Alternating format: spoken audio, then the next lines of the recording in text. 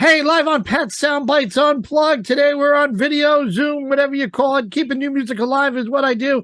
Such an honor to have this cat. I'm still figuring out the Zoom thing.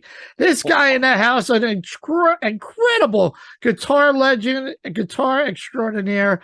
I mean, you give this guy a guitar and forget about it, and you're going to hear all about it when he comes back to Daryl's house, which is actually on Thursday, August 4th. It's all good. I'm talking with the cool Johnny A. How are you, Johnny? And thank you so much for your time today.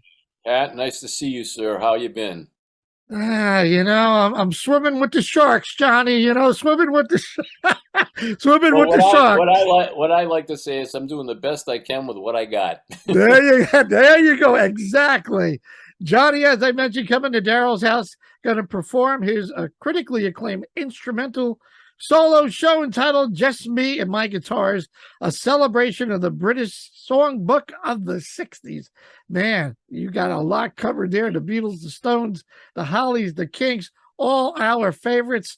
My goodness, Johnny. Well, where do I even start? I mean, obviously you got a love for all those great bands, and I know I got to see you with the Yardbird, so I know what you can do and what you have done. This is going to be pretty cool. I mean, I've been blessed to meet Billy Gibbons and Eric Johnson and Joe Satriani and instrumentals. As I asked those guys, especially Eric Johnson, what makes a good instrumental? What makes a song an instrumental? No lyrics. I think that was his answer too, John. No, I think the key to having a good instrumental act is to, pay attention to melodies. I think people enjoy shredding and all that stuff, but after a while, I think you want to be able to hook on to something that's memorable and a good melody and a good arrangement. And, I like to think that I take a cue from maybe the guitarists of the late 50s, early 60s that kind of were guitarists as vocalists, talking about people like Chet Atkins and talking about, Santo and Johnny and talking about Ventures and Hank Marvin and people like that who would take popular songs and reimagine them and produce them as a guitar instrumental. So, and having their guitar be the lead singer. And that's basically what I try to do. I don't try to make it sound like the 50s or 60s, but it is a throwback to that approach where it's the guitarist as a vocalist. No, I think it's it gives the audience or fan a different perspective of the song, kind of outside the box, a better impression, a better appreciation. I mean, I watched some of your videos. I love Wichita Lineman and watch what you did. I watched courtesy of today's technology, YouTube. I watched your Beatles and the Strawberry Fields. It's like amazing. And I'm looking forward. I did see somewhere that you're coming back to Daryl's in February doing your A to Beatles, I believe. So Yeah, during the lockdown, Pat, a couple of my buddies, ex-drummer from the J.Geils band and Joe Perry project, his name is Marty Richards, and the bass player that's currently with John Cafferty and Beaver Brown, Dean Cassell. We've been friends and for a long, long time, and we've played in bands with each other for a long, long time, and we're all three of us are super Beatle freaks. And during the lockdown, I had been wanting to do this instrumental Beatle project for a very long time. And there was so much time during the lockdown, I called the guys. I said, you want to get together and maybe record 10 songs? So I had them for 3 days, and I had my engineer, and I have a home studio that's kind of behind me. You can kind of see it. And we decided to, we put a playlist together of what we'll record. And the recordings went so fast and so good, we ended up cutting 21 songs. wow, 3 days, 21 songs. 21 songs in 3 days. Of course, there's overdubs to be done and mixing and all that stuff. But at the end of it all, when we were listening back to, the tracks and stuff, we said, well, you want to do some live shows, like maybe just local, not touring with it or anything, but just kind of local, has a side project, because all of us have our main projects that we do. And they said, yeah, and we've ended up doing this year, and what is it now? We're in July, right? Yes. We've probably done about 20 shows, which was amazing. And, just locally, people have picked up on it and really liked it. And Daryl's was interested in doing it. We did it once at Daryl's. We're going back in February. We got booked to do this cruise out of Florida in February, and I don't know where that's going to go. We just kind of take that as a day at a time, and I have my solo project that keeps me very busy. Excellent. Well, we're looking forward to have you back. I mean, how much of a challenge is it to even select the songs? I mean, the catalog of the Beatles. I mean, who doesn't love the Beatles? My goodness. And to figure out, how their songwriting process was back in the day with John, well, Paul. And I mean, I love George. I think George is probably the guy who doesn't get recognized enough. And I just got to see Ringo last month. Ringo Starr and the All Star Band, courtesy of my buddy Edgar Winter, last month down the city. And my goodness, how much of a challenge was that, Johnny, to say, let's pick this one and let's see what we can come up with to make it really with our sound to it, our tone. Well, I think the first thing was I polled all the guys and I said, which songs would you like to do? So I got, the three of us put together a list, and we looked at the songs, and there was some that we all wanted to do, and we picked the ones that we all wanted to do in common, and then basically I went ahead and looked at the catalog and thought, looked at ones that I thought would be interesting from a trio perspective playing, and which would offer enough for me to grab onto to do proper arrangements. And when I do my guitar arrangements, I like to pay homage to the original recordings. And what I mean by that is I like to find, obviously, playing the melody, trying to assimilate the melody with background vocals, maybe pick up some of those little production pieces like the horn arrangement, things that, that the listener would recall from the original recording. Even though we're not a tribute band and we're not trying to be a tribute band, I think it's important to pick up the little earworms in the songs that people would be familiar with. And then after picking those songs, seeing if I could come up with a nice succinct guitar arrangement that, could be challenging and still aesthetically pleasing to the listener and accessible to the listener. And it was a challenge. It's a challenge, but we do songs really through almost all the era. I think all the eras. We start with stuff from Meet the Beatles. We do stuff off Revolver, Sgt. Pepper, Magical Mystery Tour, Beatles 65. I mean, we kind of do a little bit of the breadth of the whole catalog. I mean, our show, we did a show the other night in Portland, Maine. It was almost a 2-hour show. It was, 35 songs, 30, and it's a lot, playing 2 hours on the stage is not a lot, but playing 35 songs is a lot because there's so much muscle memory involved with these arrangements that it can be tedious. Yeah, I bet. But like you said, everybody knows I would hope all the Beatles songs, and they could sing back and really get a different flavor for what you're doing up there. And I think that is awesome. Are you seeing, I mentioned Ringo, and I saw such a younger audience that really opened my eyes, and I went to see Elton John in March. When you're doing your shows here with the Beatles, or even just your solos, are you seeing a younger audience out there that is coming to the shows now, that maybe the parents like myself or others are getting their kids? My kids are in their 30s, but bringing kids to really understand and see how great that music was, even in the 60s. Well, the Beatle thing is something new. So, I mean, like I said, we've only done about 20 shows. In my show, I get, my demographic, but there are parents that bring their kids that might be aspiring guitarists to, check out what I do. And these days, actually, it's good to get any audience out there because after the pandemic and the lockdown, it's been tough to get people in a room. I find that the younger demo doesn't seem to have a problem, in these closed, confined spaces, but I think an older demographic still has some trepidation about going out. No, I hear you. I see that as well. I think, you got the third that's not going to just come out, and you got the craziness like me. I'm going to go. I missed it. I just could not believe how much I miss live music, of doing the shows and doing these Zooms.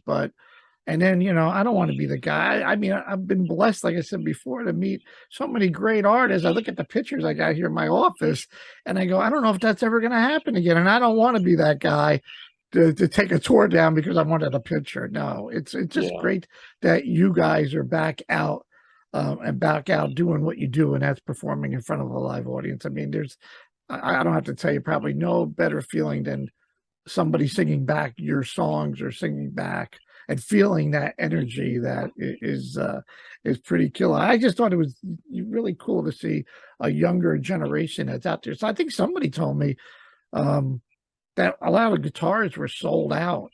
I don't know about Gibson Fender, but like, Oh people were yeah, taking advantage of the COVID. yeah, I'm pretty much in touch with the people at Gibson and Fender and a couple of the other major guitar companies, and yeah, a lot of product got sold during the lockdown. A lot of product. And you got a signature guitar, I read, right? You got the I Johnny do. A. Yeah, I do. Talk to me about your guitars. I'm not a musician, Johnny, but a lot of folks always ask that I don't ask probably enough gear questions.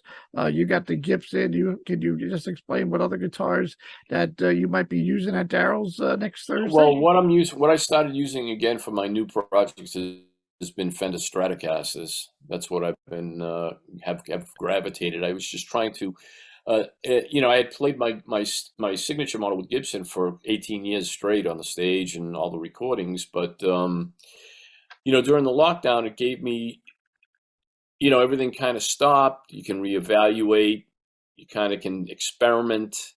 And I started to play this custom shop master build Stratocaster that I was fortunate to get from Fender, and it kind of reacquainted me with it because in my younger days, I was more of a Fender guitar player, and it just kind of put me off on a different path a little bit, and I really started enjoying it. Got re-inspired to playing again in a different way.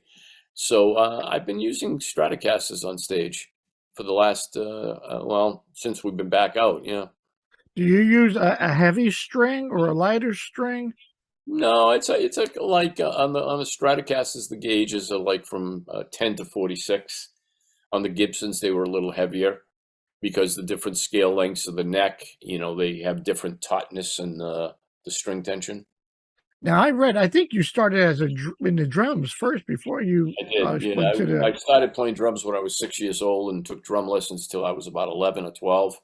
And it was seeing the Beatles on Ed Sullivan that made me switch to guitar.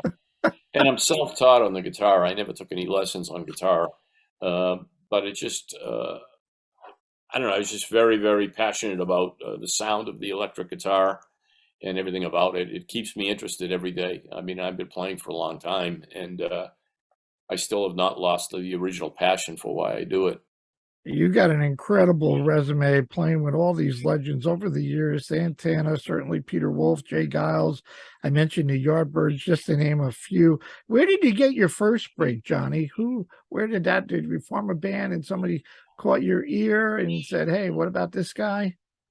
Well, it's funny. When I was a kid, I played all the high school dances and the CYO halls and the battles of the bands. They used to have battle in the bands back then. And my mom was friends with this guy from Boston by the name of Dick Jeffries. And Dick Jeffries had a band that was a pretty big band at the time in the early 60s called the Improper Bostonians. And Dick, he was the first guy that came in and actually recorded my band. And then we'd do battles of the bands and we'd win and we'd get these little prizes would be to go into a professional recording studio and record a single. And then coming up after high school, I gravitated to playing in bands in Boston and put a lot of bands together in Boston, and did the WBCN Rock and Roll Rumbles and all that other stuff. But probably my first breaking out of being a regional artist was with Peter Wolf, and that would have been in '93. I started working with Peter for about 7 or 8 years, I think. And I was his musical director, and we co-produced that record Long Line together that came out on Warner Brothers in '96. And I would say that Peter was the guy that made it possible for me to get out of New England and, get onto the national and international stage. And after Peter is when I put my first solo album out, which had a lot of success. And I had put 3 albums out after that, and I'm threatening to put out this Beatles album if I ever complete it. Well, you mentioned the albums, and to prepare myself, I like to hear and dig in deep. And I got to listen to Get Inside, and I had to laugh. I really loved Ghost in your album Driven. I mean, that whole album, I love the flow of that whole album.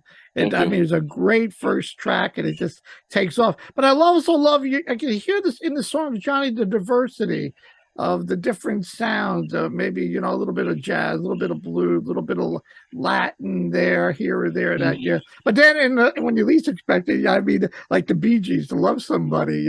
You see all these Johnny A songs, and then you like throw in a little something that you go, "Oh, wait a minute, I know this song."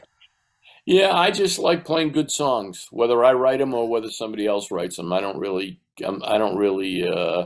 care who writes the songs. I just want to have good music to play, and then I just try to put my own stamp, my own production and arrangement stamp on it, and try to make the song my own.